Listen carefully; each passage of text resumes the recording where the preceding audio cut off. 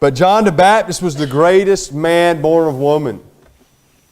All right. And he was born 6 months prior to Jesus. So John the Baptist is 6 months older than his cousin Jesus.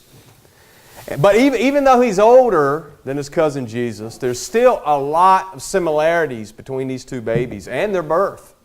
And I want to point a couple of these similarities out to you this morning. Now, one thing that's interesting, think about it. I said there's a lot of similarities between John and his cousin Jesus. All right. But not only was Jesus John's cousin, he was also his father. Think about that. Because Isaiah 9:6 says, "For unto us a child is born, unto us a son is given, and the government shall be upon his shoulder.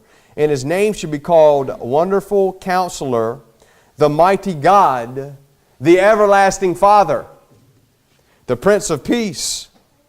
Jesus was John's younger cousin, but he was also his older father. Because he's everlasting. Jesus said, "I and my Father am one. When you've seen me, you've seen the Father." Jesus was God incarnate. He was God in flesh, like the story we read about this morning.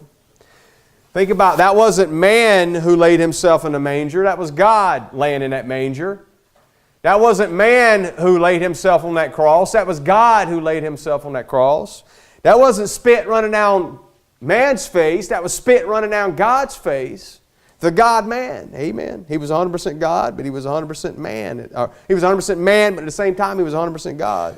It's a mystery. We'll never fully be able to understand it, but we appreciate it, we accept it, we receive it, and we're thankful for it. Amen. Thankful for the fact that God became flesh and dwelt among us. Now, as we